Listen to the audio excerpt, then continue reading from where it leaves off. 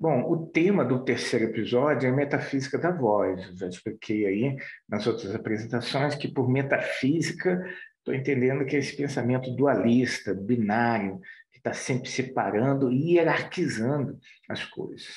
Na questão da voz, a principal dicotomia é entre a voz que fala uma mensagem, que fala um discurso, e a voz que não tem significação, que não está dizendo nada, que pode ser uma voz que canta, não uma letra de uma canção, uma tá só lá cantarolando, ou, o que é mais radical, uma voz que grita. Então, eu pretendo trabalhar, eu trabalho ali nesse episódio, um pouco como a gente não, a gente desvaloriza a voz, não presta atenção nela, porque a gente acha que ela é só suporte para raciocínio, para significação, e a gente não presta atenção que ela tem uma potência, que ela é corpo, que ela é materialidade, mesmo que a gente não possa vê-la.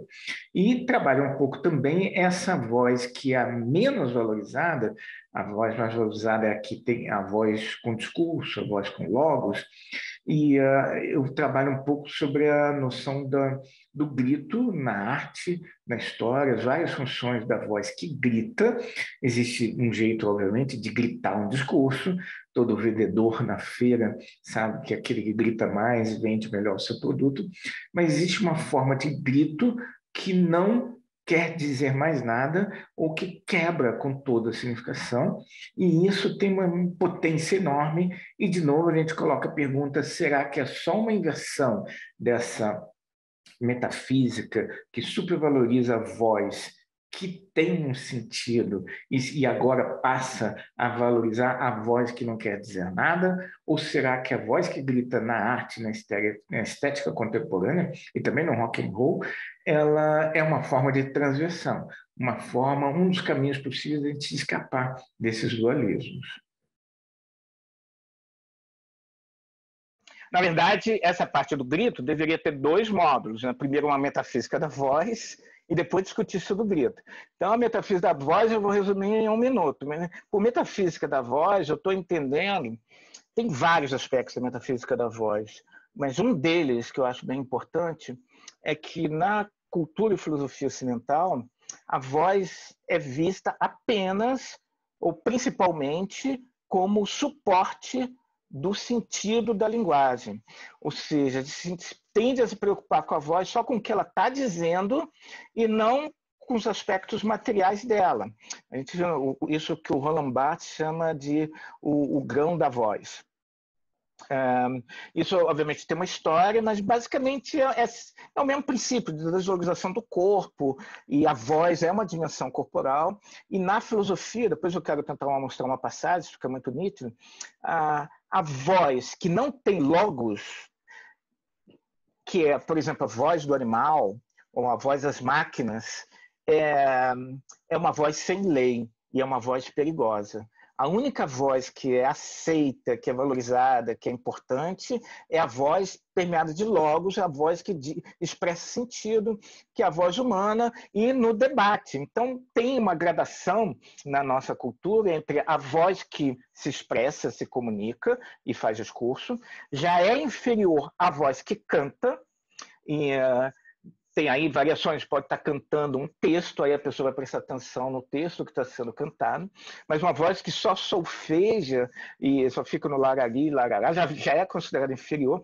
e uma voz que não diz nada com nada é menos ainda. E tá, isso seria uma das diferenciações entre o humano e o animal, é de que o ser humano tem uma voz com logos e os animais é pura voz, é voz sem logos. Isso é um dos aspectos da inferioridade. Então, isso é um dos aspectos da dimensão da metafísica da voz. Tem outros mais complexos, mas eu queria enfatizar esse porque eu comecei a seguir a pesquisa sobre o grito a partir da pesquisa sobre a feiura, me perguntando se a voz que grita seria...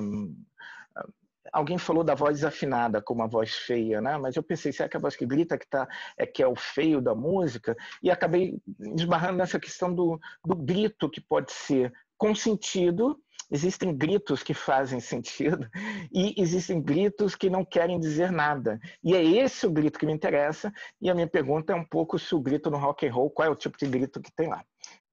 Eu, por incrível que pareça, embora pareça uma coisa meio de autobiografia inventada, a primeira vez que eu pensei nessa questão do grito foi num show do Iron Maiden, em 1985, no Rock in Rio 1. Vocês vão me ver, eu estava bem aqui, ó, nessa área aqui, eu não sei se estão vendo no mouse, muito colado no palco, e no show do Iron Maiden, eu estava mais ou menos aqui nesse cantinho aqui, o cara o Bruce Dickinson ficava gritando para a gente, Scream for me, Brasil! E o pessoal, acho que foi um dos primeiros shows de rock do Brasil, dessa proporção, não estava entendendo muito bem qual era a demanda, mas depois todo mundo começou a gritar. E eu me lembro claramente, eu estava no 5º período de filosofia, de achar muito legal gritar, mas eu ter me perguntando qual é o prazer da gente estar gritando tanto, mas deixei de lado rapidamente essa questão, porque eu nem achava que isso era uma pergunta digna da filosofia. O meu lance lá era estudar Hegel. Então, há muito tempo mais tarde, trabalhando com a filosofia pop, que eu me lembrei dessa questão e em cima dessa coisa da feiura, eu comecei a retrabalhar a questão do grito. Ora, a pergunta, então, era um pouco o que se o grito seria o equivalente do feio para o belo, se é possível usar o grito na arte, quais as possíveis funções. E aí, como eu gosto muito de rock, eu comecei a descobrir que existem listas na internet dos melhores gritos, 10 melhores gritos do rock, 10 melhores gritos do heavy metal. E como vocês estão participando desse encontro comigo, vocês vão ter que ouvir os meus 3 gritos prediletos, que eu não sei se é o de vocês, mas são os meus 3 prediletos, que mostram também um pouco do meu gosto, aonde que ele parou. Antes de mostrar, eu vou dizer que parece que tem uma certa incompatibilidade entre o grito e a filosofia, e isso está muito bem expresso em algumas frases do Nietzsche. Nietzsche tem uma passagem que ele diz, olha, perigo na voz, com uma voz muito alta na garganta, torna-se quase impossível pensar coisas com fineza. Nietzsche defendendo a ideia de que grito e pensamento é um pouco incompatível. Depois ele vai dizer assim, cada voz um papel, quem se vê obrigado a falar mais alto do que está acostumado, diante de alguém com problemas de audição ou de um público muito grande, acaba por exagerar as coisas que quer comunicar. Alguns se tornam conspiradores, fofoqueiros, maliciosos ou intrigantes, só porque suas vozes seriam muito mais adequadas para o sussurro. Ele sempre defendendo uma voz mais leve.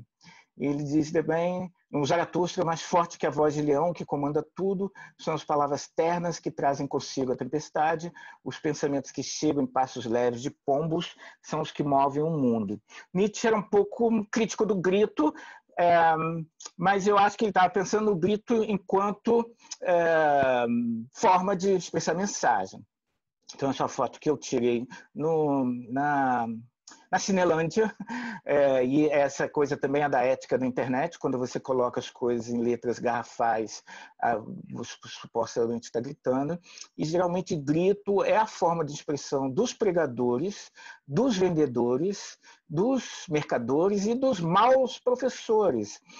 Eu tinha um professor de física no ensino médio, em Volta Redonda, que tinha uma potência vocal gigantesca, ele gritava muito e dava para ouvir na escola inteira, e era um pouco assustador. Eu acho um pouco isso é o que está incomodando o Nietzsche.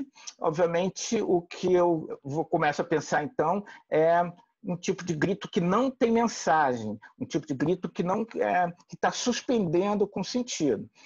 Meu grito predileto é esse aqui.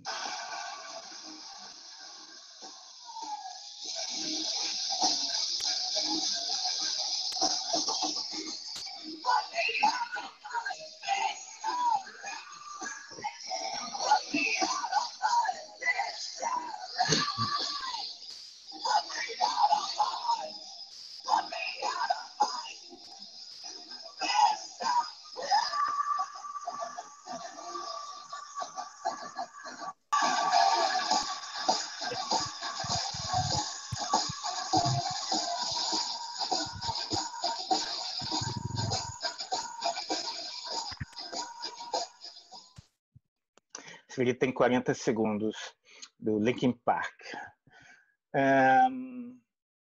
Tem outros gritos incríveis, tem gritos muito afinados, tem grito um pouco mais descontrolado, antes no punk.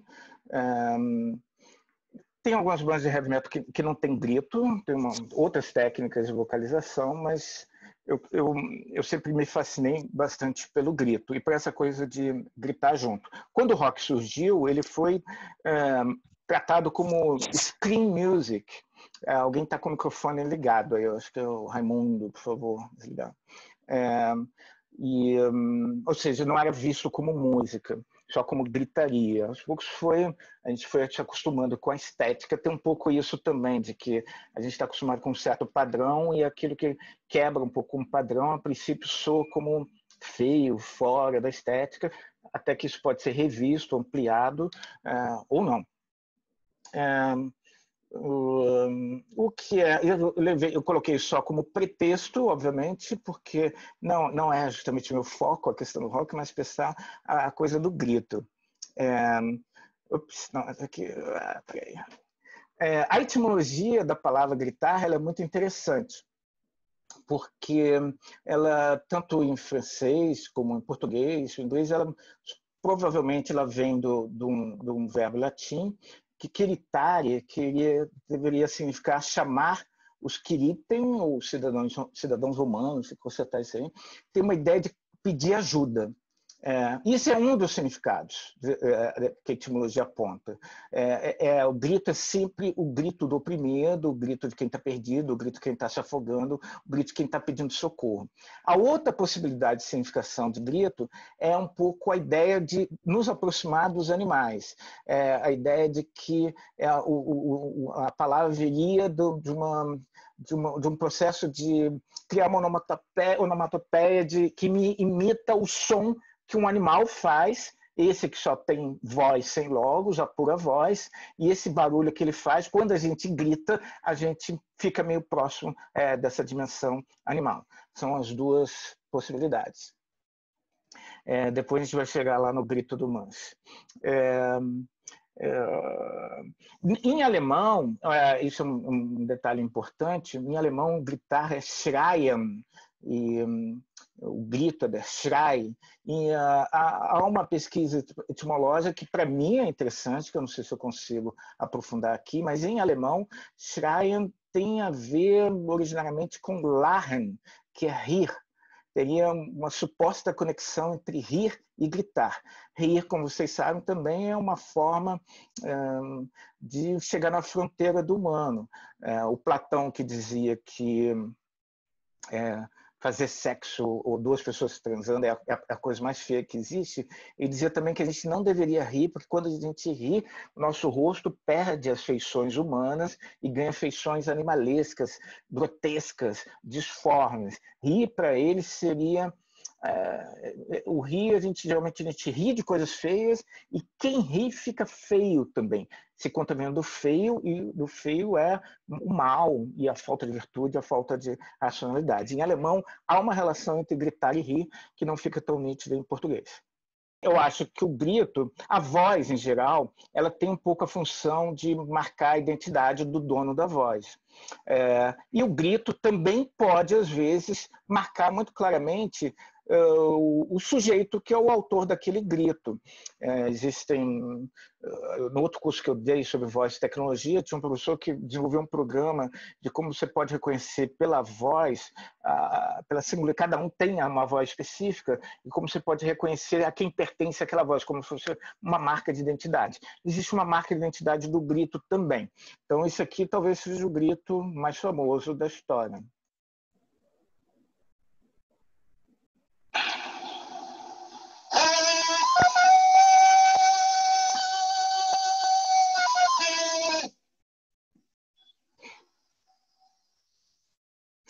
Quando você escuta esse grito, todo mundo sabe do que está falando, do que se trata.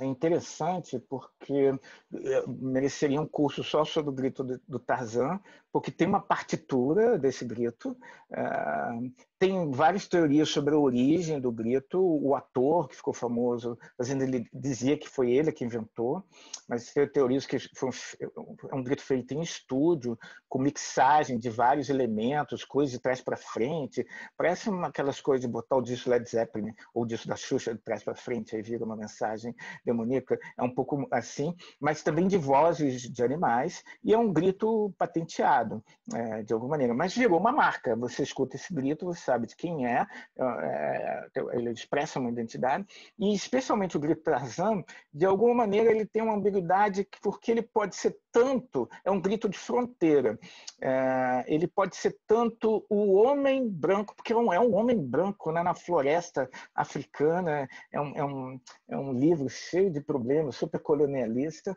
que já foi duramente criticado pelos intelectuais africanos, mas é um homem branco, um ser humano branco na floresta, gritando a superioridade dele em relação aos animais. Ou então pode ser escutado também como a animalidade que tem no humano gritando através dele, a natureza gritando, fazendo do ser humano meio um veículo e fazendo se apresentar para nós. Tem essa duplicidade de cultura e natureza que se traduz no grito dele, de alguma maneira. De qualquer forma, não é o nosso tema, mas é bem interessante como uma espécie de marca. O outro grito que eu acho bem famoso, que é uma marca, é do filme O Tambor.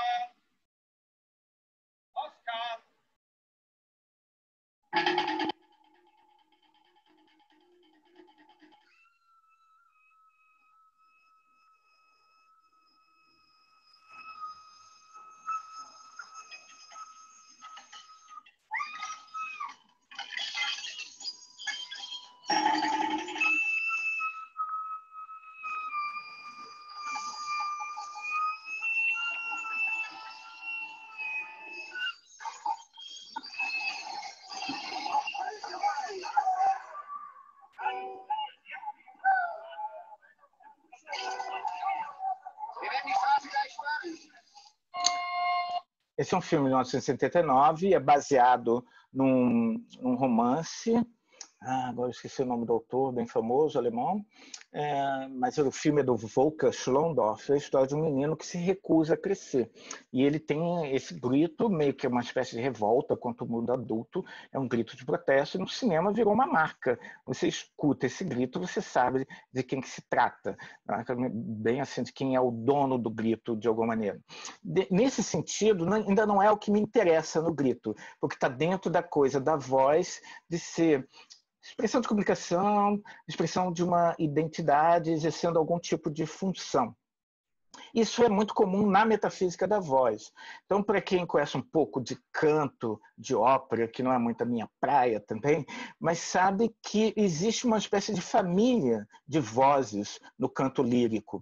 Então, toda aquela divisão soprano, baixo, tenor, é a voz masculina, a voz feminina, a voz do jovem, a voz do velho, é uma família de vozes, e cada timbre está marcando uma determinada identidade, por isso você escolhe um tipo de cantor para cantar a voz de cada determinado personagem da ópera. Um outro tema seria pensar a voz dos castrati, que seria os fora de classificação, né, de alguma maneira. Isso fica muito nítido essa coisa da família das vozes, numa canção do Goethe, que foi musicada pelo Schubert em 1821, isso mesmo.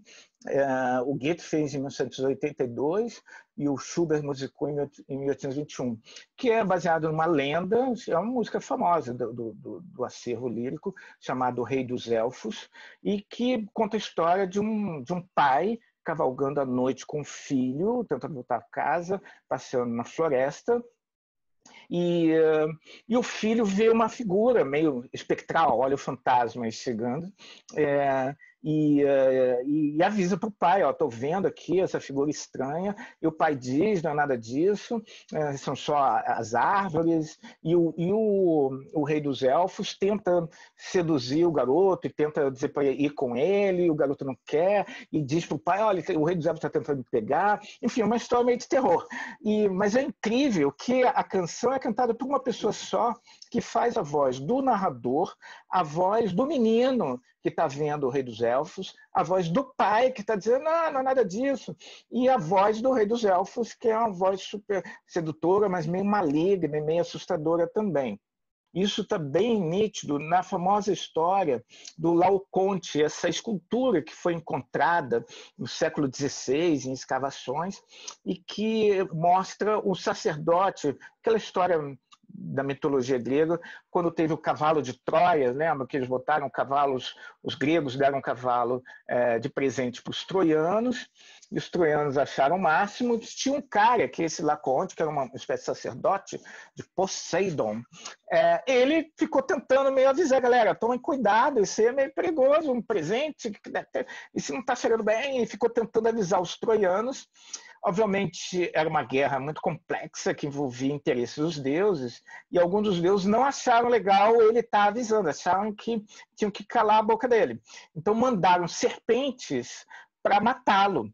E essa escultura mostra justamente o momento em que está sendo atacado por serpente, junto com os filhos dele, e está sendo assassinado de forma super dolorosa e cruel. Não sei se vocês estão conseguindo ver. Teve muita controvérsia, de maneira resumida, sobre a expressão do rosto nessa escultura. Porque, embora seja um momento de grande dor, de grande sofrimento, a boca dele não está escancarada, como está no Grito do Manche, que depois a gente vai ver também. Está semi-aberta. E aí, um grande, deixa eu ver se eu passo aqui, um grande pesquisador, vocês sabem alemão, conhece o Winkelmann, um grande estudioso da cultura, ele disse que não podia abrir a boca porque isso seria uma demonstração de falta de virtude. O cara era um herói, era uma figura muito exemplar, e mostrar ele gritando seria como se mostrasse ele como uma pessoa fraca. E a ideia é mostrar ele como um cara corajoso, forte, virtuoso, até no momento da dor e da morte. Porque a pergunta é, por que o cara não está gritando de dor nesse momento? E ele diz, porque gritar é uma expressão de fraqueza de caráter. O escultor não quis mostrar o Laocoonte como alguém fraco e, por isso, mostrou a boca dele semi-aberta. Essa é a tese dele nesse livro de 1755, chamado Pensamentos sobre o Problema da Imitação na obra, na escultura e na pintura dos gregos. Ora, algum tempo depois, essa é a polêmica que rolou, um outro cara chamado Lessing escreveu um livro específico sobre a escultura, chamado Sobre os Limites da Pintura e da Poesia, de 1766, em que ele rebate o Winckelmann e diz assim, não é falta de virtude nem caráter nenhum gritar, tem problema nenhum gritar, qualquer pessoa gritaria, o maior herói do mundo, a pessoa mais nobre do mundo, gritaria se estivesse sendo atacada por serpentes gigantescas, não tem demérito nenhum nisso. E o que ele vai dizer, o escultor não mostra o Laocoonte gritando porque um rosto que grita é feio, e não é lícito mostrar um rosto feio na arte. Então, a polêmica é, um cara está dizendo, o cara não está gritando porque seria uma inadequação ética, e o outro está dizendo, não é um problema ético, é um problema estético. Ele não está gritando porque o rosto de quem grita fica feio, e a feiura não pode ser mostrada na arte, a feiura tem que ser evitada, tem que mostrar sempre o rosto belo. Então, de qualquer maneira, tem nas duas interpretações da polêmica uma certa associação do grito como algo que é menos moralmente ou esteticamente. É uma polêmica clássica. Na filosofia, como eu disse, já eu disse para vocês que tinha, nessa metafísica da voz, tem sempre essa ideia de que a voz que é válida é a voz com logos, e a voz sem logos é uma voz sem lei, é uma voz com demérito. Então, tem uma passagem, eu estou citando aqui uma passagem do Aristóteles, mas tem uma passagem também do Platão, que é no Banquete. Você sabe que o Platão expulsou os poetas da República, mas no Banquete, naquele famoso Diário sobre o Amor, ele expulsa os músicos da festa, porque, segundo ele, estão tocando uma voz sem logos, que é a voz da flauta. É um instrumento que está tocando música sem texto, sem palavras, sem sentido, e ele diz, isso atrapalha a nossa conversa. E diz bem no começo, vamos tirar os músicos daqui, porque a gente quer uma conversa de voz com logos, voz com a racionalidade. O instrumento musical, a música instrumental, já é uma voz inferiorizada, e que dirá dos animais. Então tem essa famosa passagem do Aristóteles na Política, que depois o Agamben trabalha muito sobre isso, sobre a ideia da pura vida, a vida nua. E vai dizer, de fato, que sustentamos, a natureza não faz nada em vão, e o homem é o único animal que tem a capacidade de falar com sentido.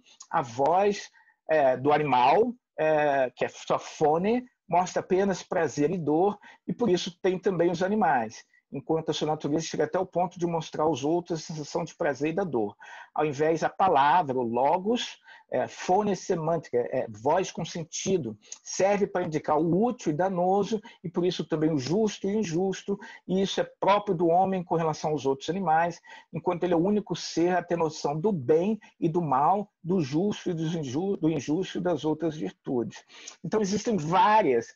É uma grande tradição humanista também, sempre a ideia de que o ser humano é superior aos outros seres, aos animais, às máquinas, não sei, mas sempre um pouco é o único animal que pensa, é o único animal que faz política, é o animal que ri, é o único animal que vota em certos políticos, mas enfim, aqui é o único ser que tem voz com sentido, os outros têm apenas pura voz.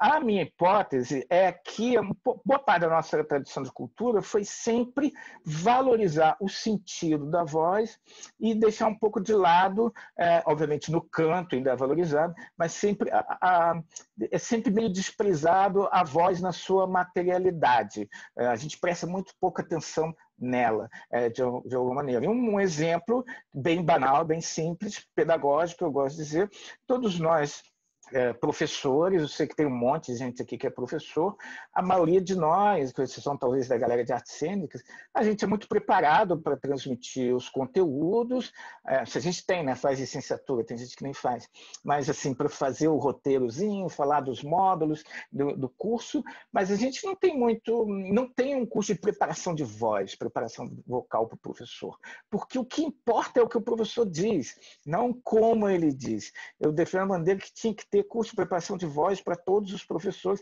assim como tem para ator, preparação corporal para professor, porque a ideia sempre só importa o conhecimento que o professor está passando. O corpo do professor, dane-se. Assim como não importa muito o corpo do estudante, né? Ele só importa ele acumular toda aquela informação e engajar o corpo nesses saberes, importa pouco. Então, é esse jogo aí que me interessa, e me parece que o grito, de alguma maneira, ele, assim como o feio, de alguma maneira, ele aponta ou faz lembrar um pouco a materialidade da voz. Não um grito que está gritando mensagem, que está gritando banana na feira, ou na igreja, ou na televisão, na hora da propaganda eleitoral, mas o grito, ele pode, assim, de uma maneira forte até, nos lembrar dessa corporeidade que a voz tem e que a gente tende a esquecer. É isso que está me interessando nessa discussão sobre o grito. Dentro desse movimento, dessa tendência de revalorização da materialidade e da voz, o quadro mais emblemático é do Munch, do Grito, né, que vocês certamente conhecem. Ele é muito pop, ele é uma imagem, foi roubado, né, depois recuperado, tem um monte de interpretações, mas é incrível nesse quadro como há uma sintonia entre a paisagem e o rosto que grita. Isso é não metafísico, porque no Platão, o rosto que ri, o rosto que grita de prazer, o rosto que grita de medo, ele perdeu a racionalidade, como se fosse só ele que perde a racionalidade, o mundo continua racional. Ali não, ali ele está incitando o mundo também está todo sem ordem. Entrando em sintonia com o mundo, esse grito, de alguma maneira. Acho espetacular. Já mostrei para vocês falando do feio, do grito do Francis Bacon, que não é o filósofo do século XVII, é o pintor do século XX. E aí tem o Deleuze, tem umas passagens bem interessantes no livro dele, Lógica da Sensação, comentando sobre a obra do Francis Bacon, e ele defende a tese que o Francis Bacon pinta o grito. Esse é o tema da obra do Francis Bacon. O grito já é uma captura de forças invisíveis, e o Francis Bacon está tentando dar conta disso, expor isso nas artes plásticas, superando um pouco aquela polêmica lá do Winckelmann e do Lessing, dizendo que, e de alguma maneira do próprio Aristóteles, que há uma inadequação ética, uma inadequação estética e uma inadequação ontológica do grito, né? Para o Winckelmann, gritar denota falta de moral, para o Lessing, falta de beleza, para o Aristóteles, é a voz do animal, não é a voz da racionalidade. É verdade, tinha uma novela nos anos 70, O Grito, é esse mesmo, bem interessante. Não sei se isso tem para... Eu já li sobre a novela, não é da minha época, eu não peguei isso aí não. Mas eu soube dessa novela e deve ter sido bem interessante. Então me falaram coisas bem interessantes sobre essa novela. Depois a gente tem também o Iluminado, isso aí. Então, só para acabar, eu queria citar uma passagem do Zaratustra, que é da serpente, da visão da serpente. É uma passagem bem famosa, e que aparece um grito de uma forma, e aparece um grito numa conexão com o rir, que eu tentei mostrar que no alemão tem uma conexão. Não sei se vocês se lembram, no Zaratustra, no final, ele vê um pastor de ovelhas, não um pastor evangélico, com uma serpente enrolada no pescoço e sendo sufocado pela serpente. Obviamente tem que tomar um pouco de cuidado de não ficar traduzindo todas as imagens do Zaratustra por símbolos, mas obviamente a serpente é tradicionalmente um dos símbolos da racionalidade e da ciência, e alguma coisa meio, nesse caso, meio excessiva nesse sentido. Então, o Zaratustra diz assim, é um texto muito bonito, ele diz: nunca vi nada semelhante ao que ali presenciei, vi um moço pastor a contorcer-se anelante, convulso, com um semblante desfigurado, e uma forte serpente negra pendendo-lhe da boca. Quando eu vira tal repugnância e pálido terror no semblante, adormecera de certo, e a serpente introduziu-se-lhe na garganta, aferrando-se ali. A minha mão começou a tirar a serpente, a tirar, mas em vão. Não conseguia arrancá-la da garganta. Então saiu de mim um grito. Morde, morde, arranca-lhe a cabeça, morde. Assim gritava qualquer coisa em mim. Não é eu gritava, assim gritava qualquer coisa em mim. O meu espanto, o meu ódio, a minha repugnância, a minha compaixão, todo o meu bem e o meu mal se puseram a gritar em mim num só grito. Valentes que me rodeais, exploradores, aventureiros, vós outros que o enigma, a visão e enigma, o nome desse texto. Vós outros que apreciais os enigmas, adivinhai o enigma que eu vi, então explicai-me a visão do mais solitário, que foi uma visão, uma previsão, que símbolo foi o que vi naquele momento, e quem é aquele que ainda deve chegar? Quem é o pastor em cuja garganta se introduziu a serpente? Quem é o homem cuja garganta se atravessar assim o mais negro e mais pesado que existe? O pastor, porém, começou a morder como o meu grito lhe aconselhava. Deu uma dentada firme. Cuspiu para longe de si a cabeça da serpente e saltou para o ar. Já não era homem nem pastor. Estava transformado, radiante, ria.